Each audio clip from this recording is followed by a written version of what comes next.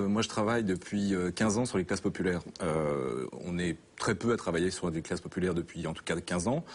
Donc je me retrouve là dans cette campagne pour une raison toute simple, c'est que les classes populaires ne vont plus voter qu'à une seule élection, c'est précisément la présidentielle.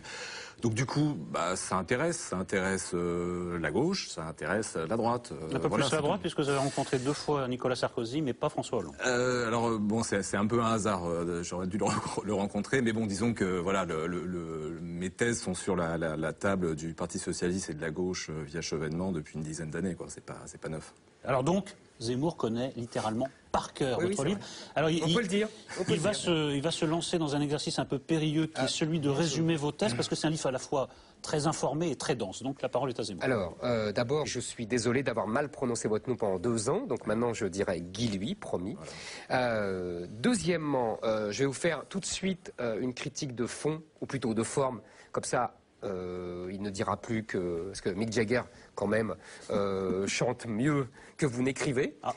Donc ça, c'est la critique de forme. Je trouve que c'est votre seul défaut.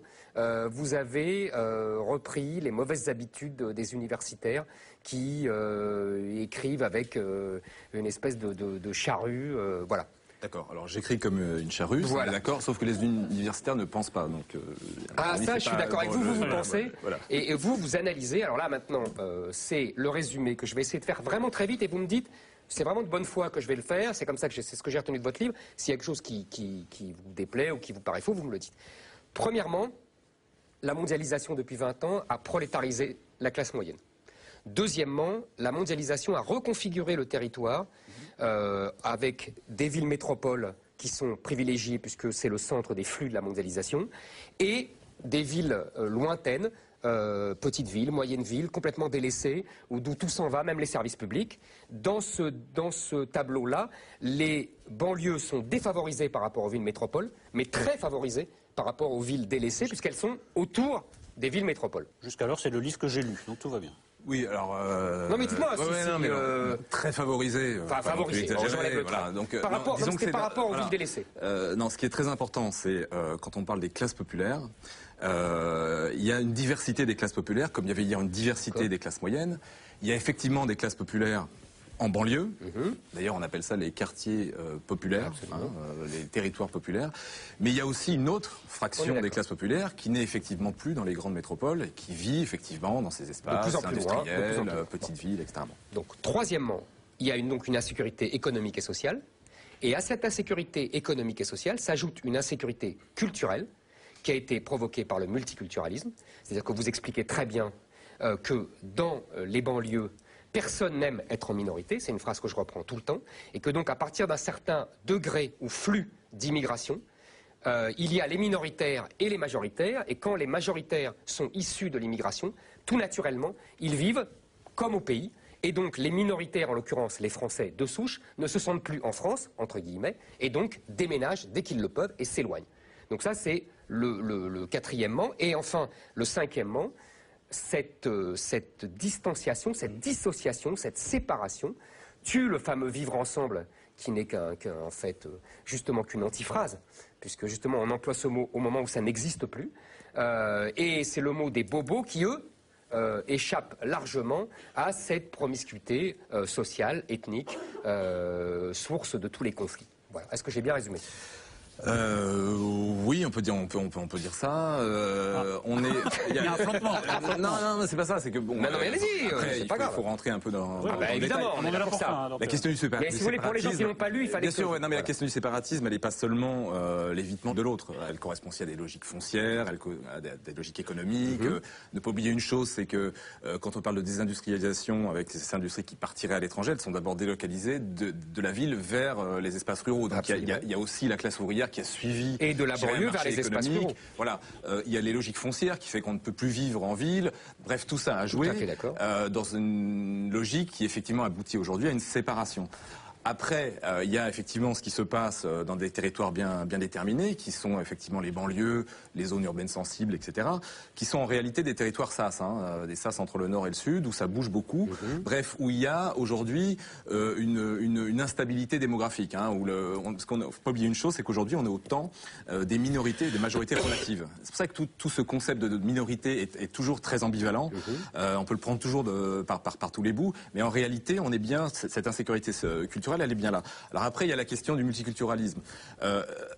Officiellement, la France n'est pas un pays multiculturel. On est effectivement dans une logique républicaine où les origines n'existent pas, etc., etc. Bon, d'accord. On est tous républicains et finalement, on a tous cru, et moi aussi, à cette merveilleuse idée.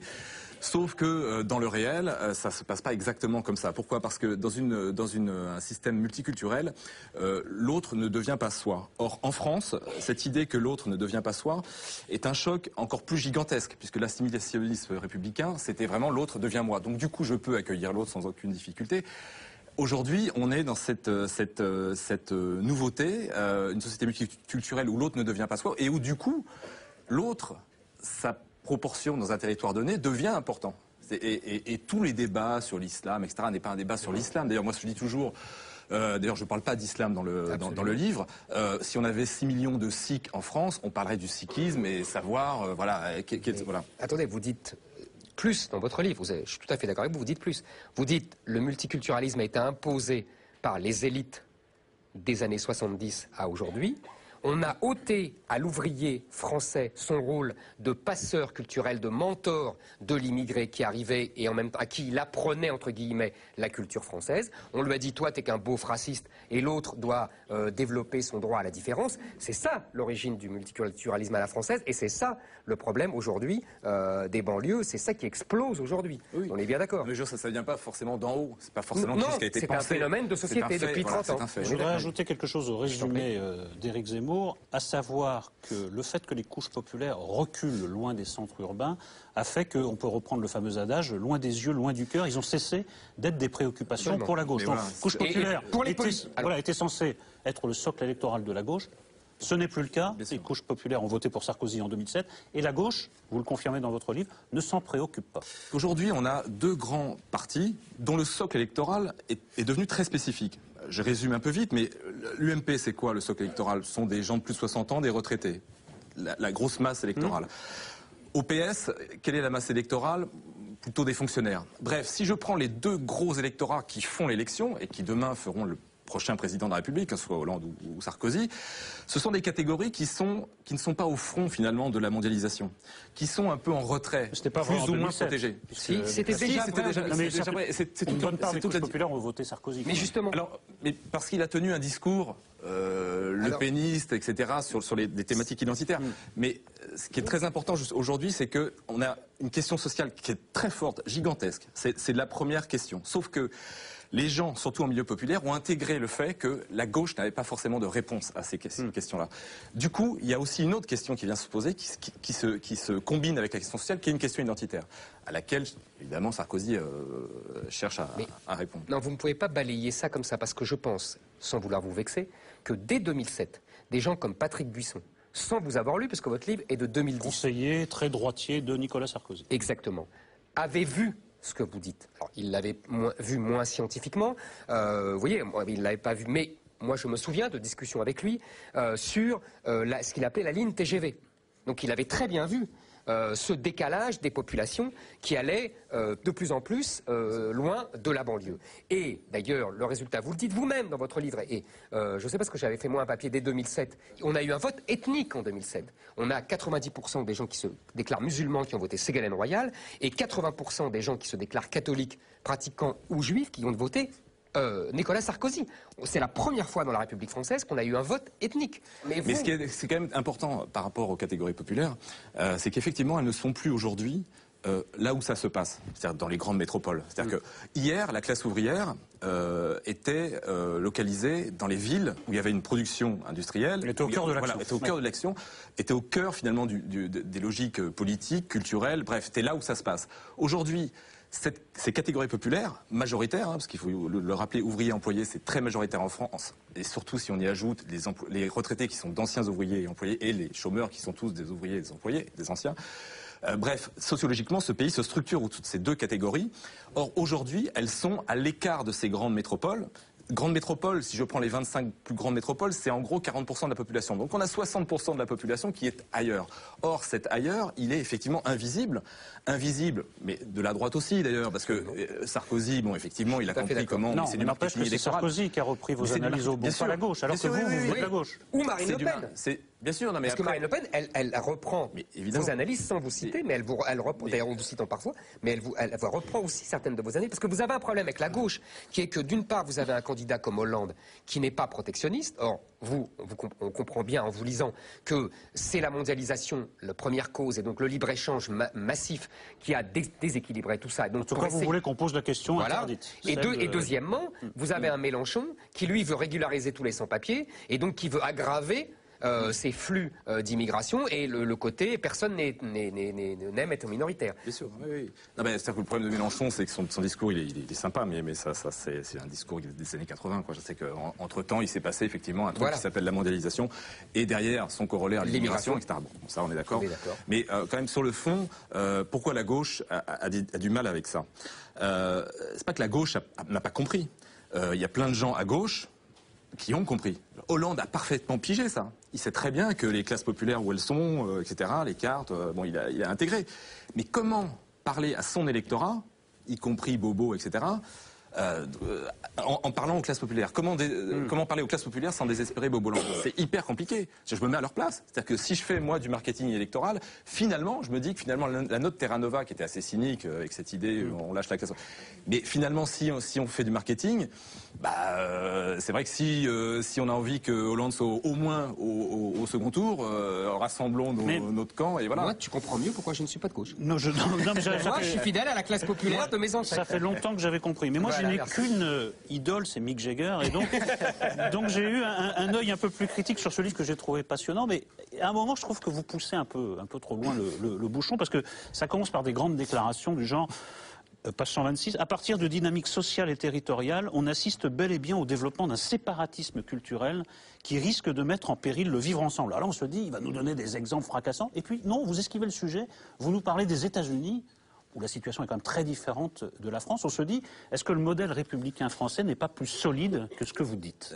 Non, mais c'est un constat. C'est-à-dire que... Oui, là, vous me parlez des États-Unis dans ce passage. Il n'y a pas d'exemple très probant pour la France. Mais tout le livre, il faut que des exemples. Les catégories populaires d'immigration récente ne vivent pas là où vivent les catégories populaires d'origine française ou d'immigration ancienne. C'est un constat visible sur les cartes, c'est statistiquement imparable. C'est qu'ils ne vivent plus au même endroit. C'est un choc gigantesque, y compris pour les immigrés. Parce qu'aujourd'hui, les flux migratoires arrivent dans les métropoles et les villes les plus riches de France. Du coup, ça crée des représentations, mais délirantes. C'est-à-dire que aujourd'hui, vu de la métropole, on a un clivage social qui recouvre un clivage ethnique.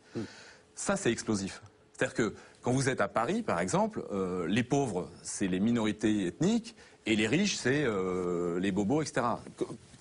En gros, la représentation, ce que c'est intéressant, c'est que... Et bobo, c'est devenu synonyme de blanc. Mais oui, c'est-à-dire que... Mais oui, non mais il dit même, il dit même les classes moyennes sont devenues un mot euphémique pour dire blanc. Oui, alors ça, dans la politique de la ville, il y a même Valls qui s'était fait.